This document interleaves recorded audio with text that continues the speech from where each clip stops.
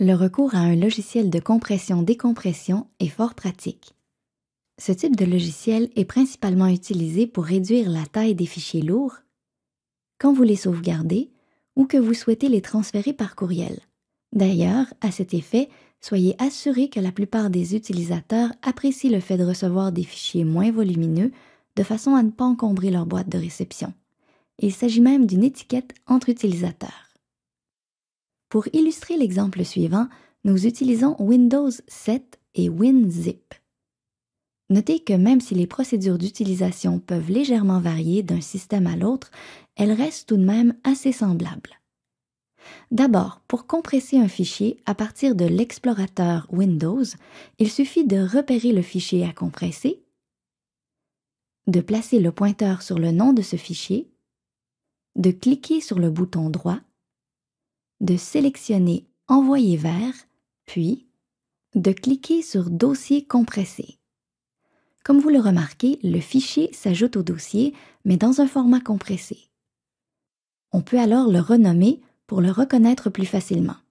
Pour ce faire, il suffit de placer le pointeur sur le fichier, de cliquer sur le bouton droit, puis de sélectionner la fonction « Renommer ». Remarquez également que l'extension a changé. Elle est maintenant .zip. Cette extension signifie que le document est compressé et que le fichier n'a subi aucune autre modification.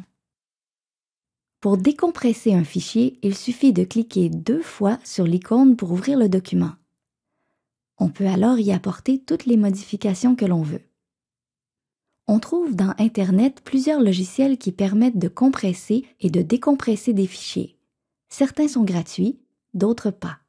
Une petite recherche permet certainement d'en trouver un qui puisse répondre à vos besoins. À titre d'exemple, utilisons le logiciel WinZip.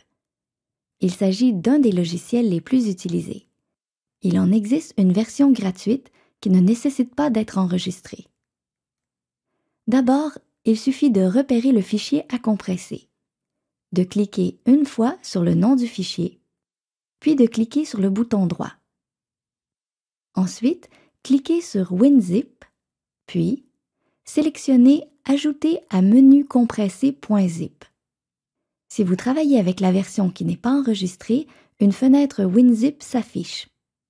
Cliquez alors sur le bouton « J'accepte ».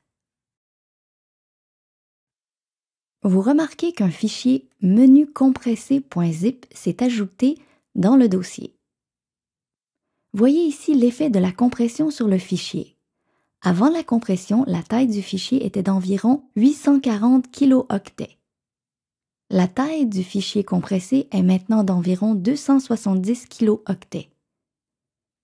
Pour le décompresser, il suffit de cliquer 2 fois sur le fichier. Si la version n'est pas enregistrée, une fenêtre WinZip s'affiche de nouveau. Cliquez alors sur le bouton « J'accepte ». Une fois que le fichier est ouvert, vous pouvez y apporter des modifications. Pour sauvegarder le document, cliquez sur l'onglet « Fichier », puis sélectionnez « Enregistrer sous » en spécifiant le nom, le format, l'endroit où vous souhaitez garder le fichier, puis cliquez sur le bouton « Enregistrer ».